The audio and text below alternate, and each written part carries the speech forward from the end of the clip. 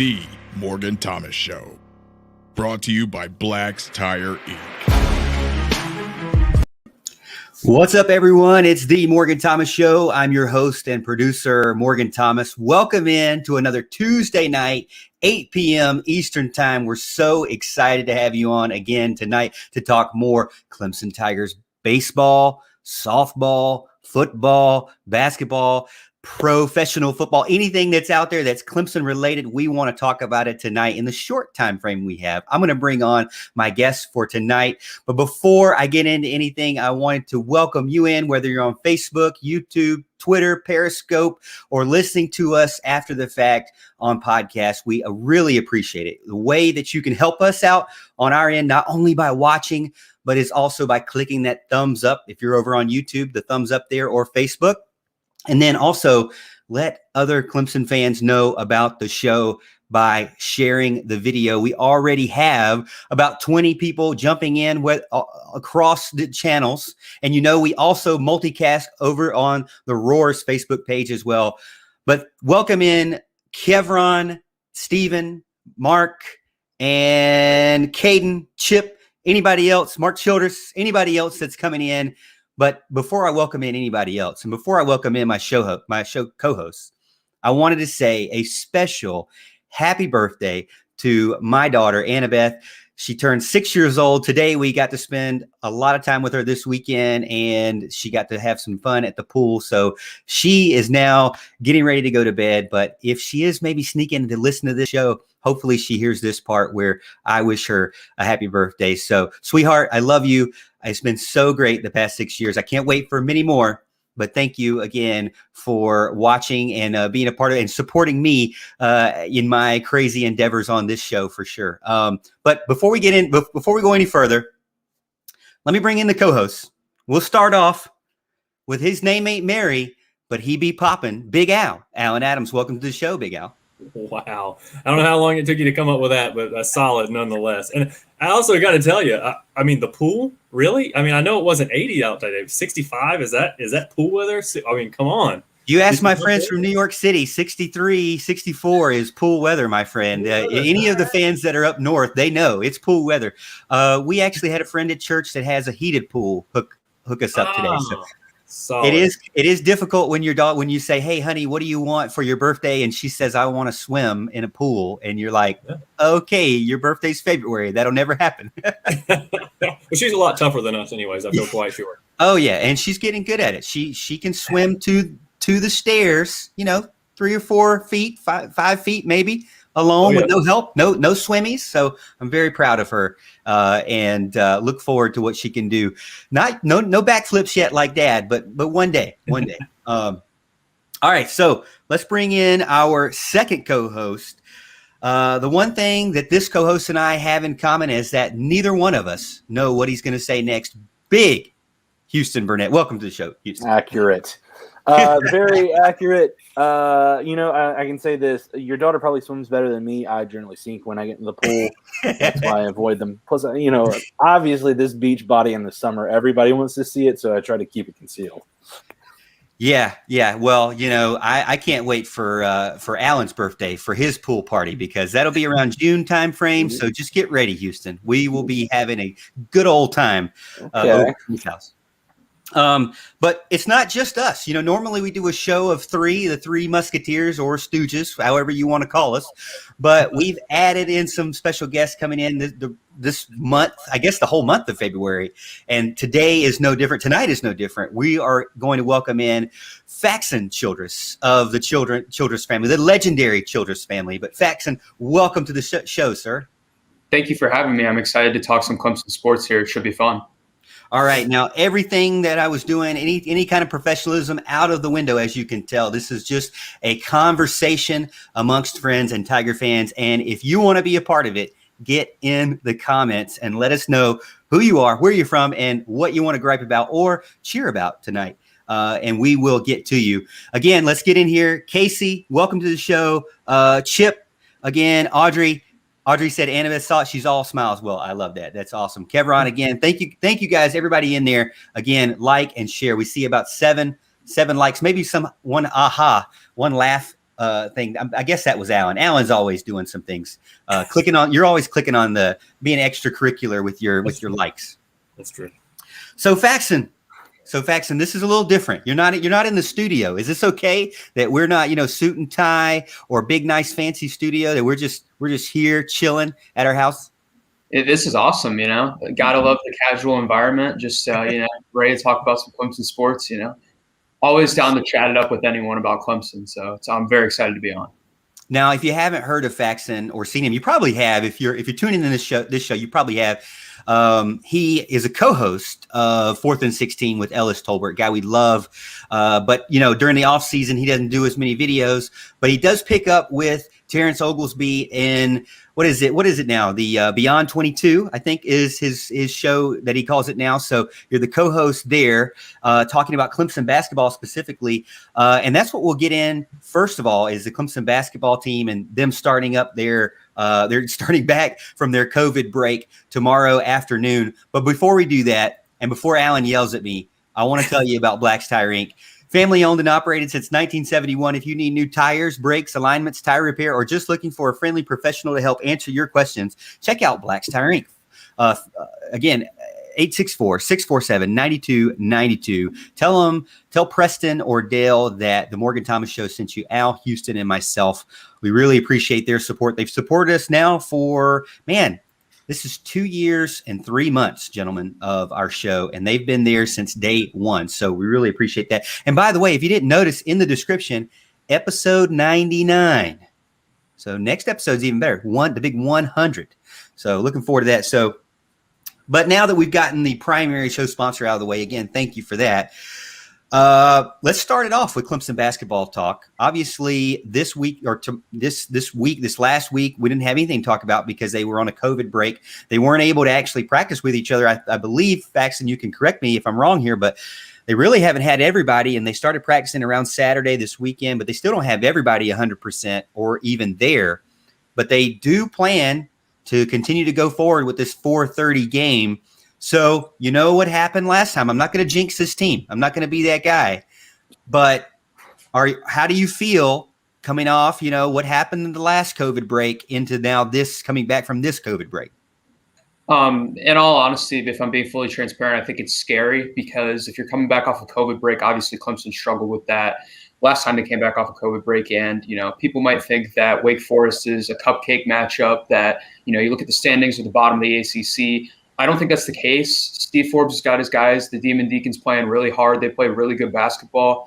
And I don't think this is going to be an easy game for the Tigers by any means. With that being said, I'm thinking wishfully by thinking that the Tigers can go in and just out-talent them and get a win tomorrow. But just going to be tuned to the television at 4:30 to see what happens. And we'll go around the circle here. Houston, you're up next. What do you got? As far as to go off of what he said, or do you want me to go ahead and start another question? No, just go ahead. Just go ahead and tell us what how's your gut feeling for tomorrow? So I mean, similar to what Faxon said. I think in this case, the one thing that bodes well for Clemson, it's not Virginia. I think it's a horrible matchup when you play Virginia anyway. It's a really bad matchup when you play Virginia after not playing for weeks on end. So you're not having to worry about them. Wake Forest does struggle defensively. As far as being able to defend the rim, I think that bodes well for the Tigers. It's just a matter of, can Clemson hit shots? Are you going to be able to get it to Amir Sims? Which Amir Sims is going to show up? Is it going to be 25 and 10 Amir Sims? Is it going to be 4 points and nothing Amir Sims?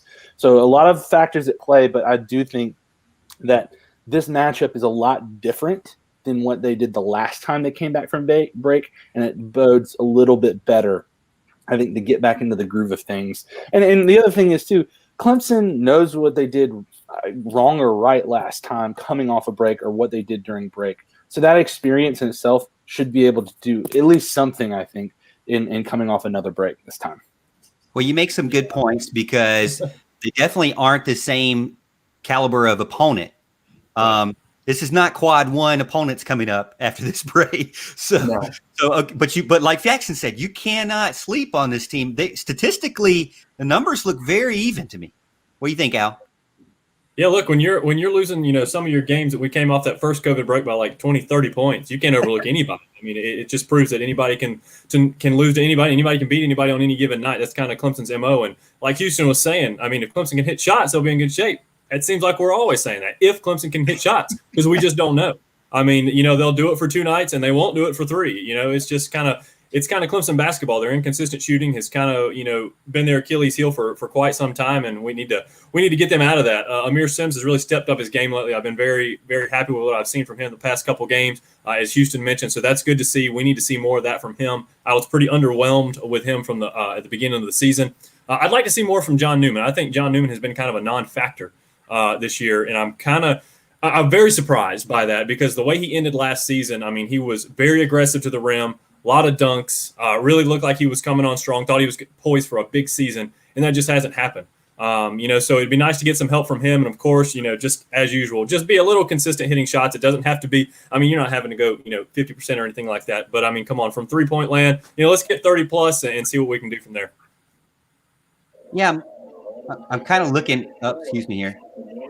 I'm kind of looking at ESPN. They always play the automatic videos, but I'm kind of looking at minutes played.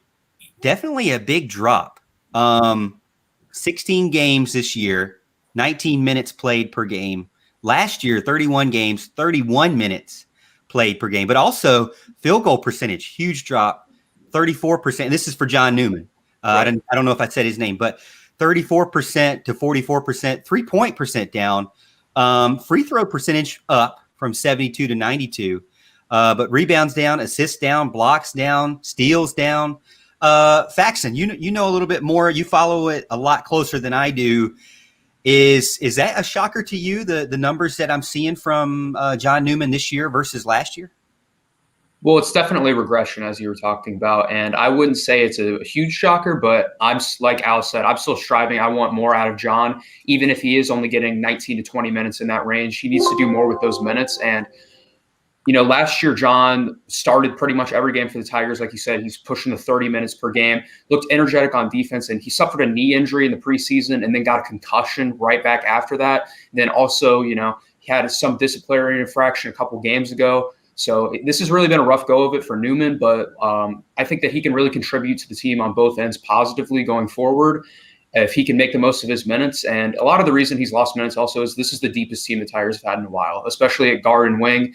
Tigers have a really deep team. They got to get everyone some playing time. Guys like Almir Dawes, Nick Honor, Chase Hunter, and John Newman all in the backcourt. So Newman's can kind of flex between the 2 and 3. So that's bought him still in that 20-minute range. But there's a lot of guys that have to play for the Tigers. You got too much talent to not play everyone. Yeah, that's true. And then when you're changing that role up to more of a, utility type player from then going to from a starter, you got to understand your role and keep your confidence, your mentality too as well, your positive mentality. But the matchup predictor right now for ESPN's Basketball Power Index, 74.6% chance to win. Again, it's a 4:30 game Eastern Time, ACC Network, 13-5 Clemson Tigers versus 6-11 Wake Forest. That's another thing they talked about as well as far as the bracketology goes. I was looking up this too.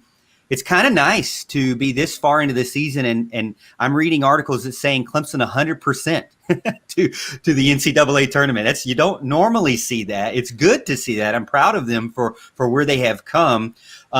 So we're looking at Clemson 100% as far as teamrankings.com. But then some analysts are saying, hey, you can't. The one problem that they have is that some of the teams coming up are, let's just say, teams that may or may not be in it. And you know how it goes when teams aren't in it.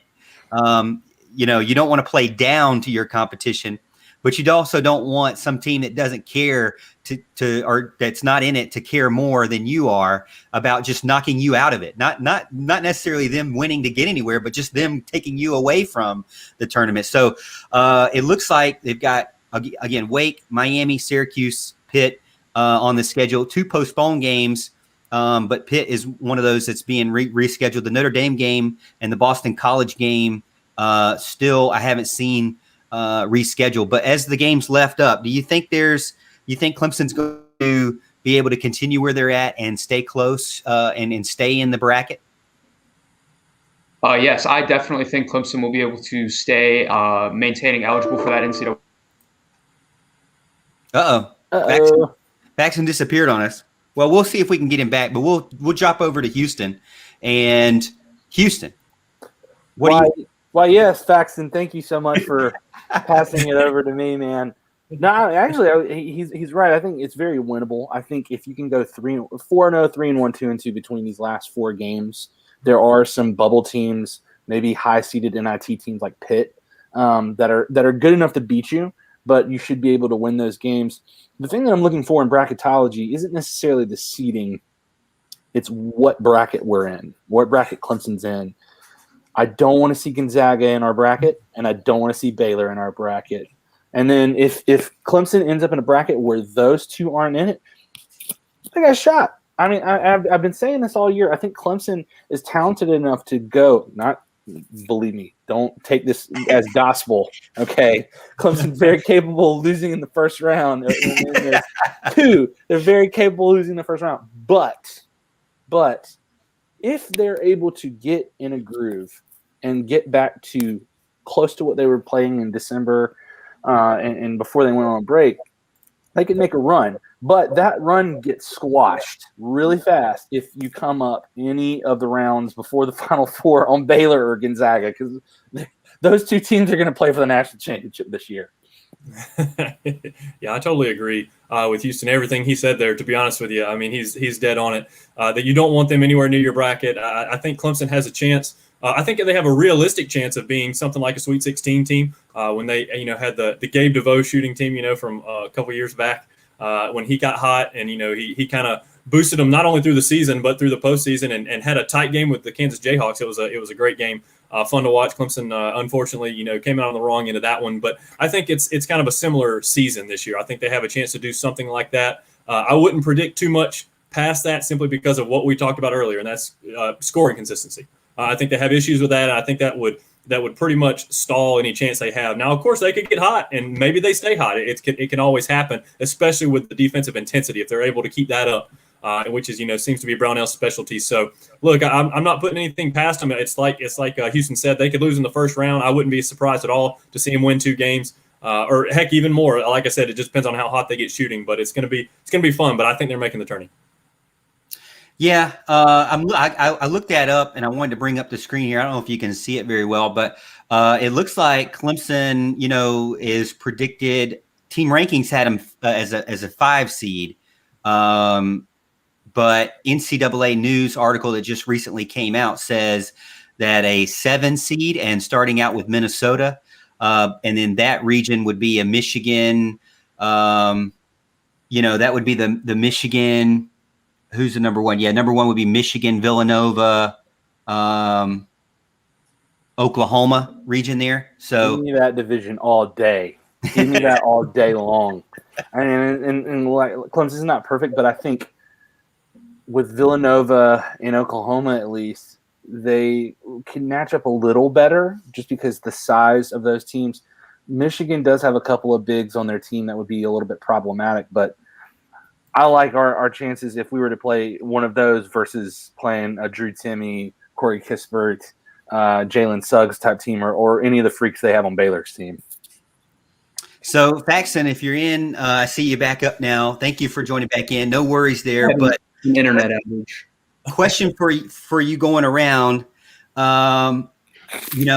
as far as where they are in the bracket. I know you were kind of mid-sentence as your internet kind of went down, but no worries. The fellows were saying they don't want to be in the Gonzaga region at all. They don't want to be with that team at all. But NCAA article just recently came out from Andy Witry, and he put them in the Michigan region over there with Villanova and Oklahoma, Virginia, unfortunately. But they're starting out with Clemson versus Minnesota in that bracket. What do you think about that kind of that region and their chances of getting past the first round? Well, I think Minnesota is a relatively favorable matchup for the Tigers that I'm guessing they would be favored to win.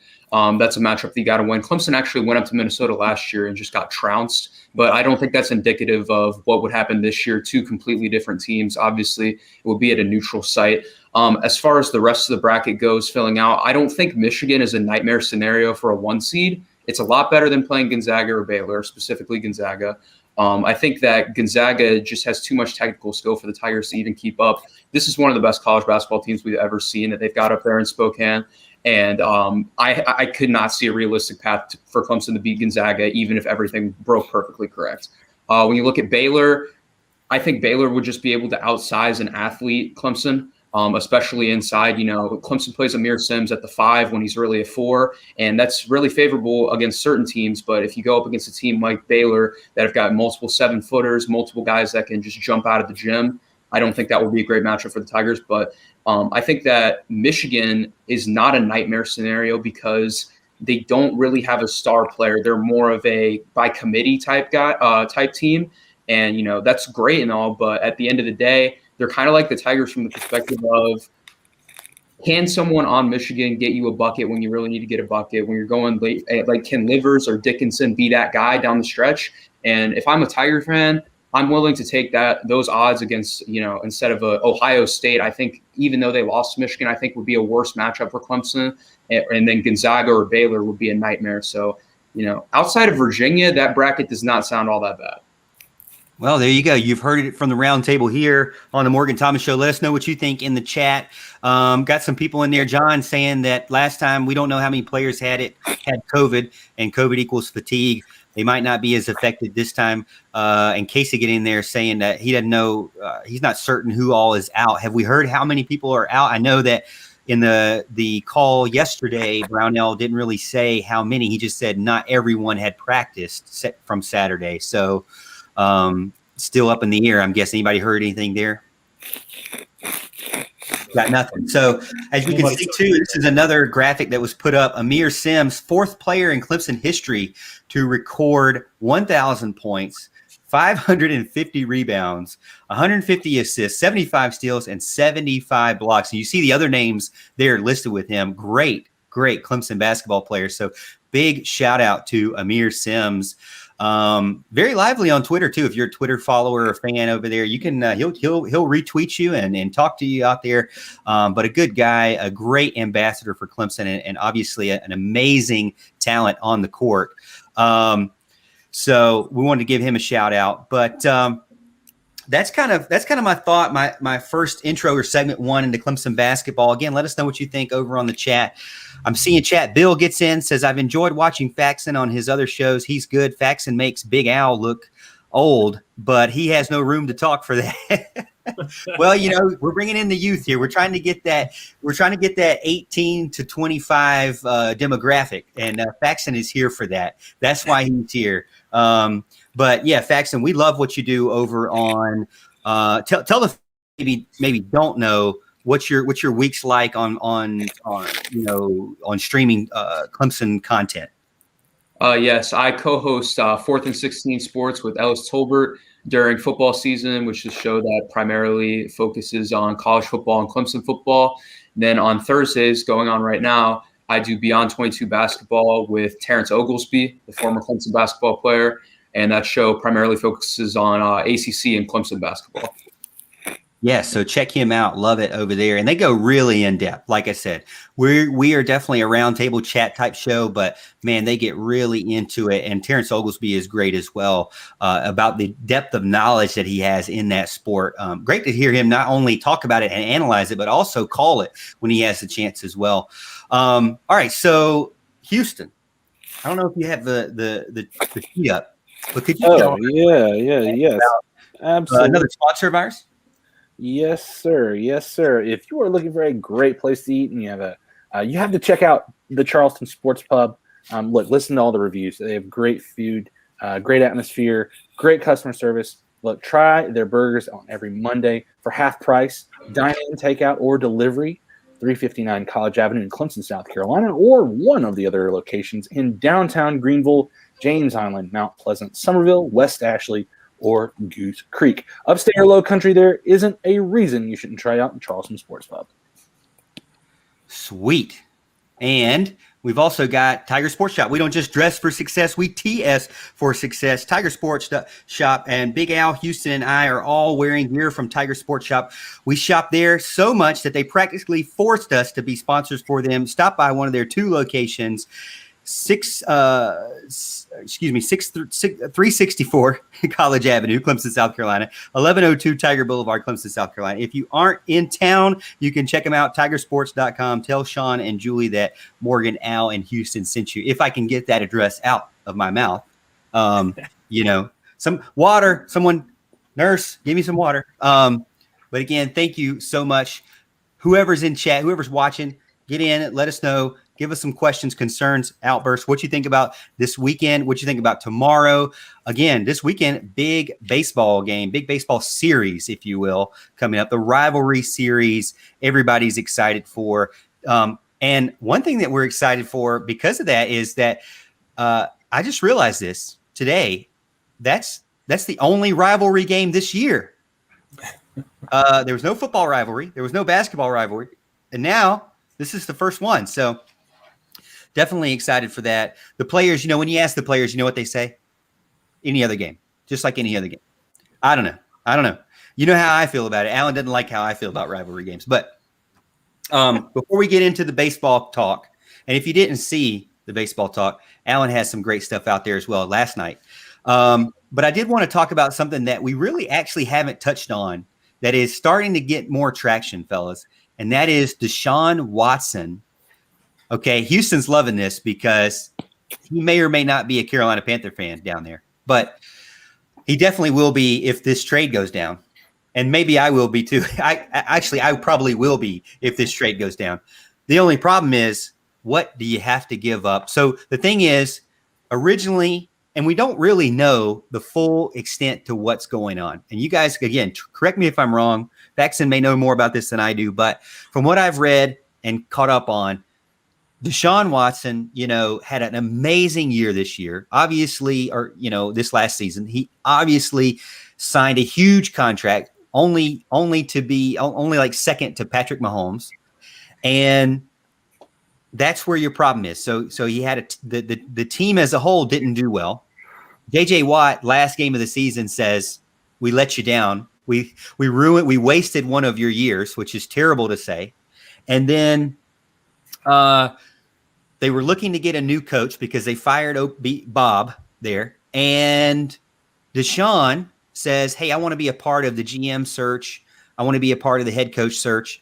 And within days later, they hire the GM without consulting Deshaun at all. Now, I'm not saying, before you get on my case here, I'm not saying that a player is in a position to expect to consult an owner over hiring practices. But if you tell someone that you are going to include them, then you're not holding a man of your word at that point. You're not a man of your word. It's different if you never told them that and then you didn't include them because they're basically a player for you. That's what you pay them for, to be your player. But in this case, it seems like Deshaun was under the impression he would be involved in the general manager or, at least in the discussion of who would be. Well, again, that wasn't the case. They hired a guy from New England, and they also hired the coach from the Jets. And Deshaun is not publicly said he wants out, but privately everyone has heard that he wants out. So the cat's kind of out of the bag. He wants out.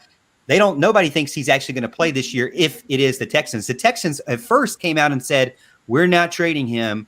He's going to have to sit here and basically lose money every day he doesn't show up," which is a terrible look, I think, for everyone involved. But now we're starting to hear some things where somebody leaked something to a Houston reporter that said maybe they are looking to see who is interested out there because Deshaun Watson's contract is so heavy that a team that would want them, that would literally want him, would have to give up literally almost everything. Now, I'm looking at this, and this is why I brought this up, Houston, and I'm going to start with you. I'm looking at this prediction from an ESPN or NFL Network analyst, Peter Schrager's NFL Network Good Morning Football show. If the Panthers, this is his hypothetical trade, the Panthers get Deshaun Watson and give up Christian McCaffrey, Robbie Anderson, Brian Burns, Teddy Bridgewater, 2021 first round, 2022 first round. Alan's over here about to pass out. Look, that is the kind of trade you just don't do in fantasy football. Okay, so I don't know if I would do that on Madden. I don't know if I would do that in fantasy, and it makes me kind of cringe a little bit to look at 6 players for one player, especially first round picks. And a lot of the stuff I'm seeing is saying that the Texans would want to send him to a terrible team so that they could make the most out of those first round picks. And in that case, are you really better leaving Deshaun? I mean, I guess, if he's not a man of his word and you don't want to play for someone that lacks integrity, then you got to get out of there no matter what. But it's not going to be the grass is greener for sure. Houston, we'll start with you because I know you're excited about this, or at least this opportunity maybe, and then we'll roll around Faxon and Big Al. Yeah, so just to kind of set this straight, one, I think that Good Morning Football tweet, it's not going to be that much to get. It's going to be a lot. You're going to have to trade a significant amount of capital to get Deshaun Watson, but it's not going to be that much as far as 6 players and 4 of your better players. Probably going to see Christian McCaffrey be involved with this because his contract is I wouldn't say as sizable as Deshaun's, but it's pretty close. Teddy Bridgewater has another year on his $60 million contract that you can tack on. You'll probably see 2 first-rounders and then a third-rounder tagged onto that. I would be surprised if they included Brian Burns with that deal. The same with Robbie Anderson. I can see maybe Robbie Anderson freeing up another spot where you could go after one of these free agent wide receivers that are out, like Alshon Jeffrey or Samuel Atkins or somebody to build up momentum because you still have Curtis Samuels and DJ Moore as well with the Panthers. The other thing about this, we're talking about Texans GMs, and if you haven't studied what's happened the last few years in their GM situation and how I like to say he's like Rasputin of the NFL, this Jack Easterby character who went from being a pretty much chaplain for the South Carolina Gamecocks, mind you, when they were starting their run, he was one of the personality coaches, chaplains, all that kind of stuff. He's gone from that to making football decisions for an NFL team. I've never seen a career path like this guy. He's kind of sketchball if you watch some of the stuff that he does. Maybe he's a good guy, I don't know, but a lot of indications is he came in and he ruffled the wrong feathers, and everyone that does not like him. The other thing that makes me think that Deshaun will be traded, regardless of the Panthers or whoever, is they've alienated all the people that have relationships with him. They fired a PR director that was friends with him. They fired all the equipment managers that were friends with Deshaun. They've alienated him of his weapons that he's had on his team and people who had close relationships with him. And lastly, when you're talking about teams that you go to, they're not. I don't think they're going to send him to an AFC team. That means you have a chance to play him at least every 3 years or more, even in the playoffs. If Deshaun becomes the reason why you can't advance in the playoffs because the Dolphins are beating the brakes off of you, that's not a good look. The Panthers, at least, you see him once every 4 years. You can live with that. Faxon, what do you got on it? Yeah, I did see that Deshaun Watson and his camp came out and said that they would waive his no trade clause because that is a part of this. If he went to the Panthers, the Jets, or the Dolphins. So that's good news for anyone that are a fan of those teams. As far as the potential Panthers deal, I feel like that would be a massive overpay, specifically because of Brian Burns. And I think Deshaun Watson's a great player, but 3 first-round picks, McCaffrey, Burns, Anderson, like you're listing off all these top-end players for the Panthers. Like if Deshaun goes there and they lose all those guys, is it really going to be that much different of a situation? And now you have 0 draft picks. So if they could find a way to retain Burns, I would even say Robbie Anderson rather, because the Moore, Anderson, Samuel wide receiver trio is deadly, and that would be the definition of weapons for Deshaun Watson to have.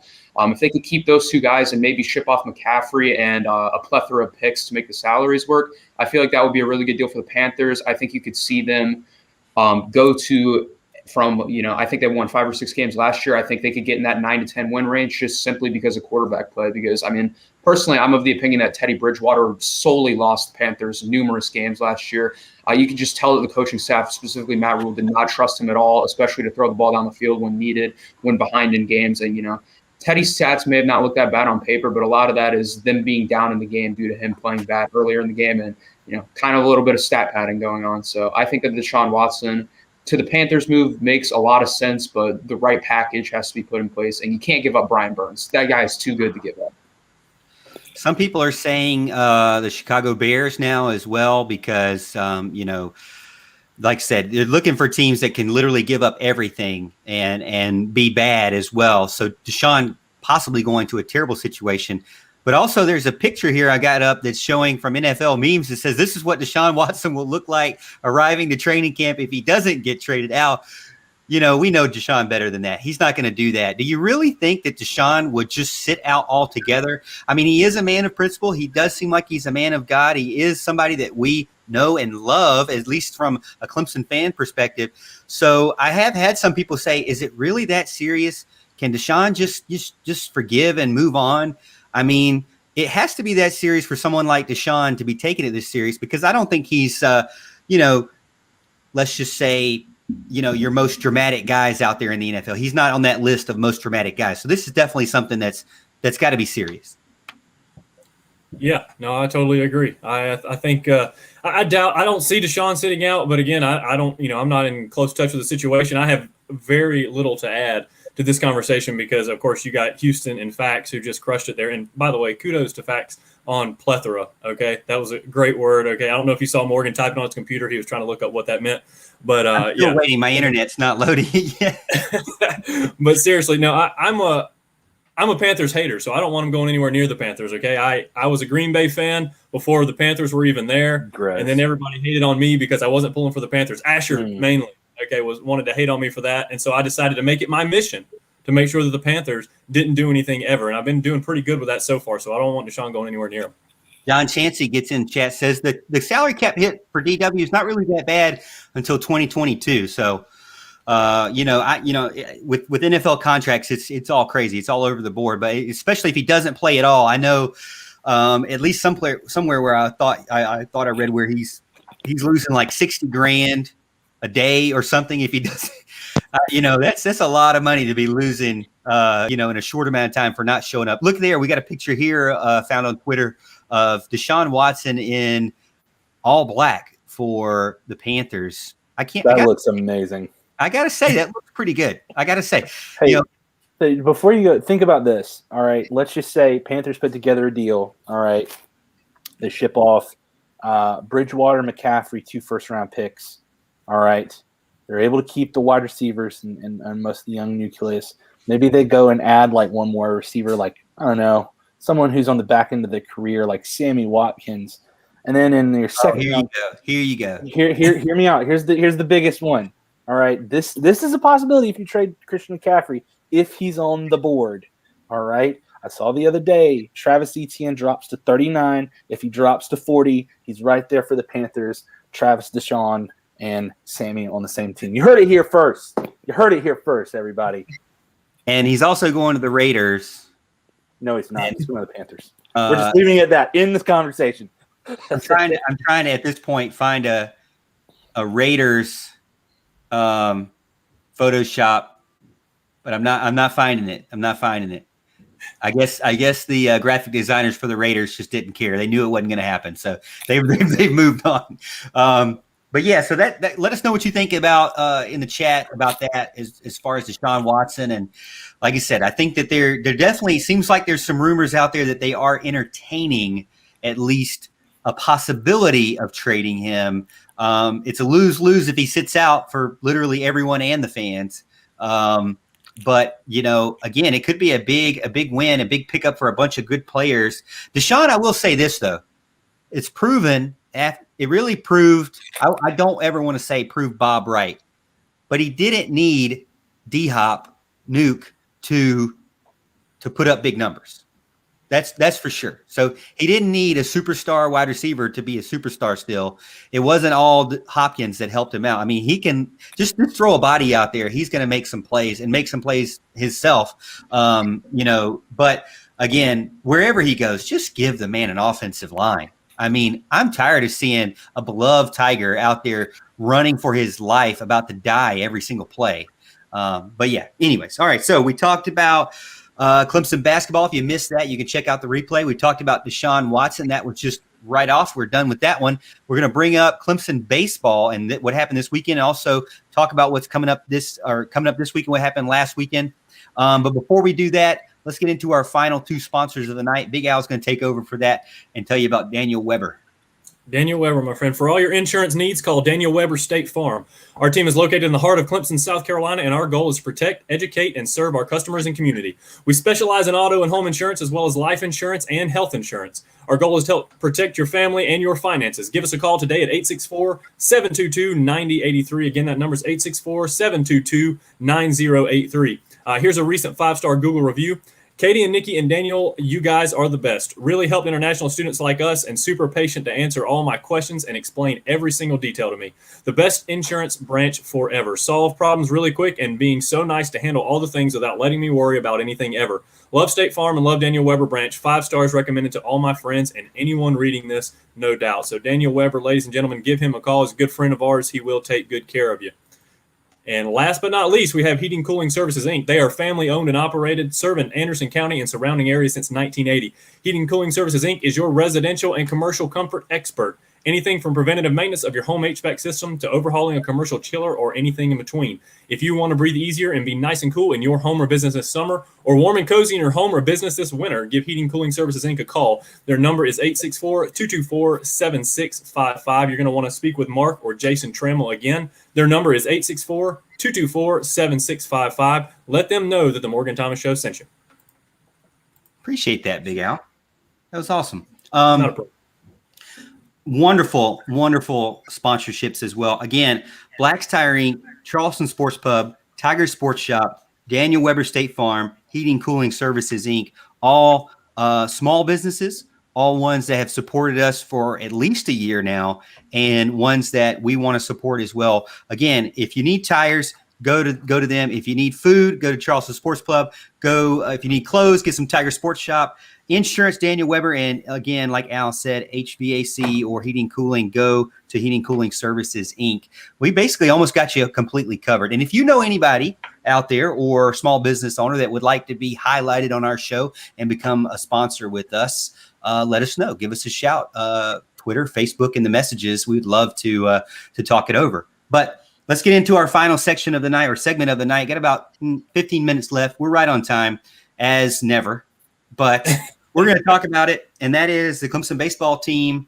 They just recently come off a sweep, gentlemen. You always want to see the series win, right? That's my goal. Win each series you play. You win each series, you're going big places. But they did one more than that and swept the weekend, Friday, Saturday, Sunday, all winners, and some great pitching from the 2 freshmen out there, and Davis Sharp, the veteran, on Friday. So really excited about watching that game. Al was, at least from what I heard on Monday, he was, sledding up in the Mount Everest, the Himalayas. Yeah. So he wasn't able to get a connection, but Houston was texting him. Is that right? That's right. Houston got major shout out on the show last night. I don't know if Houston was, well, of course Houston was watching. He would never miss my show, obviously, but gave him major props for his text messages. He was killing it, very detailed. It's what I expect from somebody who needs to text me updates of a game, and he nailed it. Yeah. I had to do it. I think honestly that was therapy for me. I mean, it was good enough to where I wasn't like frustrated texting anybody, which I mean, I think if you're going to be able to watch it this weekend, you don't want me texting because at some point I'm going to be like mad at something. Yeah. But I think overall, and look, you can jump in either one. I think this weekend was just right as far as Clemson baseball. I don't think you can really complain. the Sunday game was a little fluky to me. The reason why it got so close, you had a foul ball blow fair, and it scores 2 runs. You had a double play call that should have been a double play to end the inning. It doesn't happen. Next guy gets on base, scores, and run to tie it. I think Clemson was in control of this series for the most part, except for a couple of little wonky plays on the third day. I think the pitching looked phenomenal. Sharp and Clark on day 1 looked absolutely unstoppable. Olenchuk, 5 innings. He had a little bit towards the end of his outing where he looked a little shook, but he got out of it, got him out in just time. To me, the pitching person that really surprised me the most this weekend, Rashesh Pandya. Monty Lee had mentioned how he was a little bit raw coming into the year, and he has some absolutely filthy stuff. Now, he got tanned up a little bit on the third game, but man, he looked good. I think he was the biggest surprise of the weekend. But I don't want to interrupt Al or Faxon if anybody else. That's kind of the pitching assessment. There's one other hitter that I'll say, but I'll say that in a second. No, I think you're right on. And we talked about a lot of that on the show. We highlighted the pitchers as well. We went through the position players and anybody who kind of jumped out, and then we went through the pitching. Davis Sharp, it was funny because we talked about Davis Sharp, and I thought, we talked about on the first show, Davis Sharp is not your typical Friday night guy. He's kind of a more gritty player. He'll give up a few runs here and there. He's not the blow you away, give up no runs kind of guy, and that's exactly what he did on Friday night. 9 Ks in 5 innings, which is insane.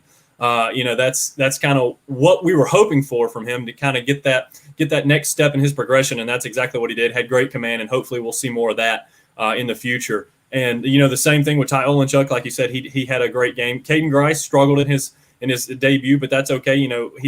We've talked about him being the phenom. There's a lot of pressure that goes on with that. I think he'll be just fine. He'll settle down a little bit, get his command, and I have no doubt that he'll become the player we all think he can be. But the relief was great as well. Clark looked great. Pandya looked amazing. And what's funny is Corey is the guy on my show on Around the Bases, and he's telling me a lot of this stuff behind the scenes. And he warned about Olenchuk and Pandya in particular. So he's nailed those right out of the gate, and hopefully they continue to do big things. Yeah, you look at one name that I heard Kwok say a ton in Game 1 and Game 2 was Teodosia. And you can see him up there at the top of the list of the batting average at 455 out of 11 at-bats. And, I think he's obviously started really hot out the gate. You got James Parker up there as well, Dylan Brewer and Pierce Gallo and Jonathan French. French was the guy with the big-time hit in the first game, home run over the fence. Man, that thing was like gone, big time. Good to see the bats hot.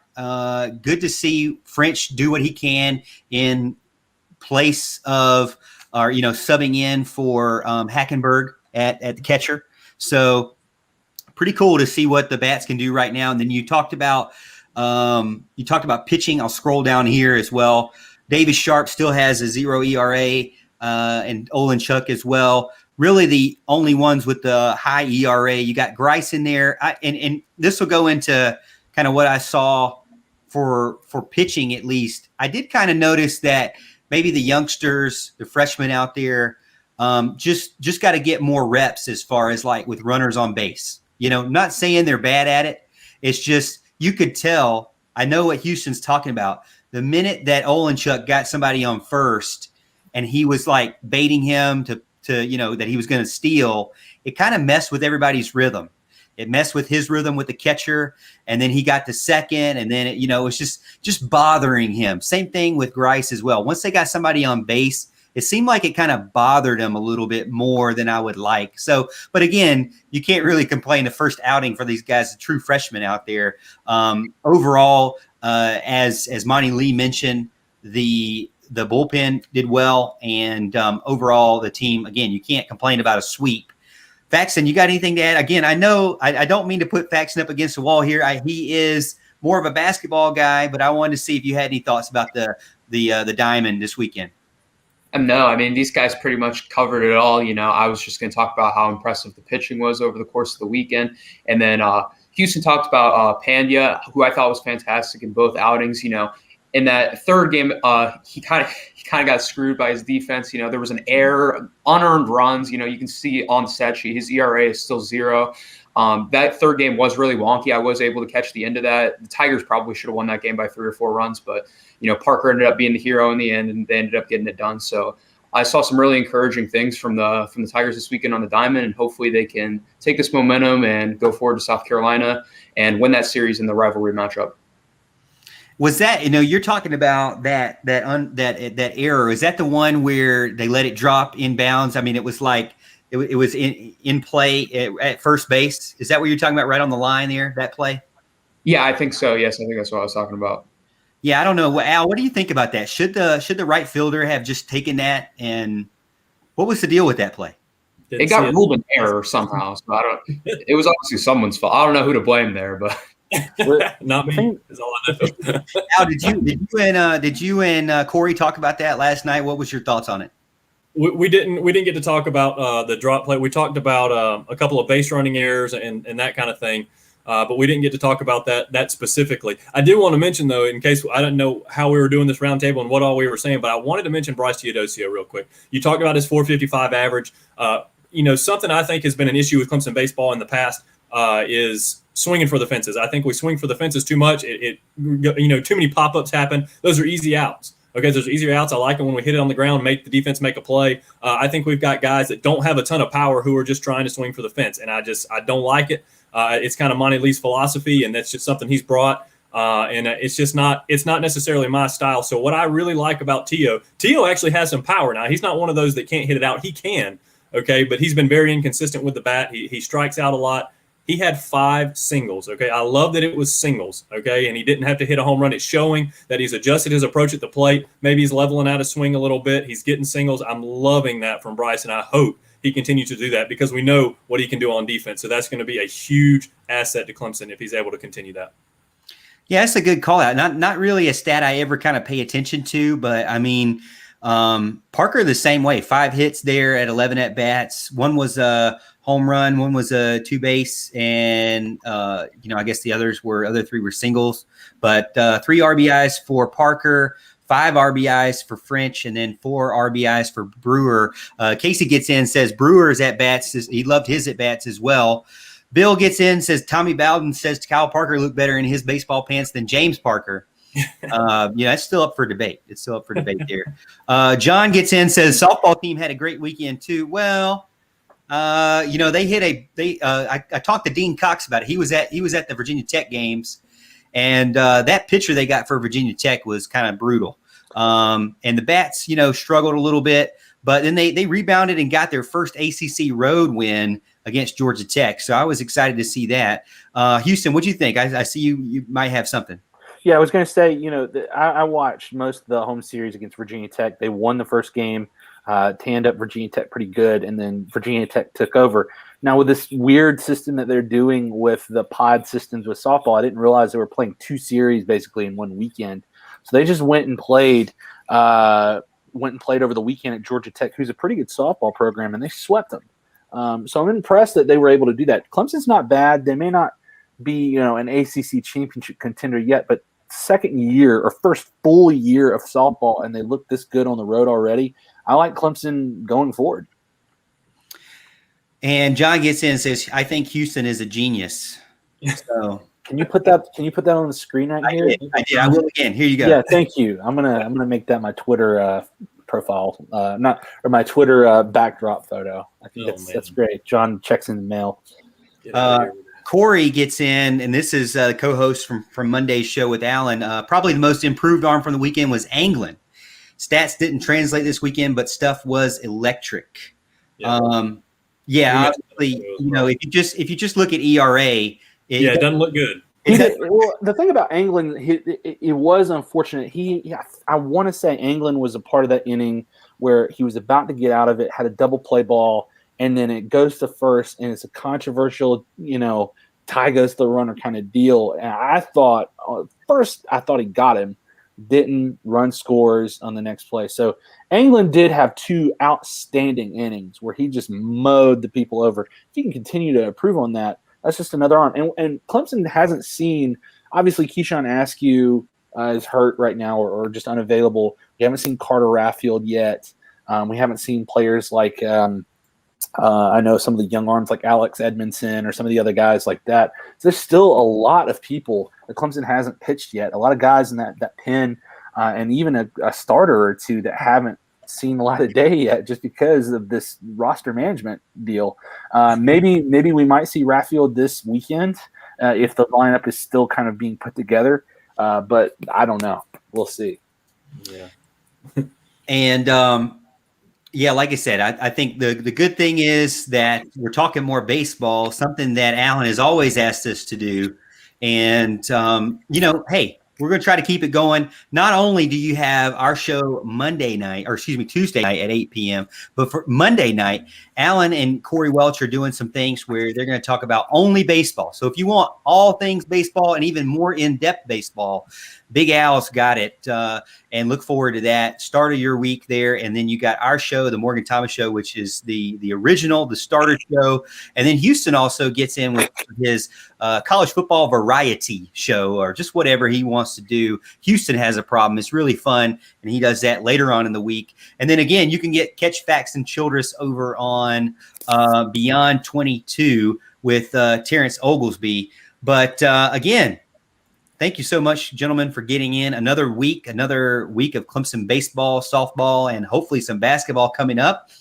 And then spring practice starts tomorrow as well. So some football talk will be starting to make its way into our weekly roundtable. But Al, Houston, you guys have anything before we sign off tonight? I did really quick want to talk about John Hanson gave this comment, with the weather play a role this weekend. We are looking at some rain on Friday. And John, I got to tell you, man, the one thing I hate more than anything on the planet is when weather affects a game.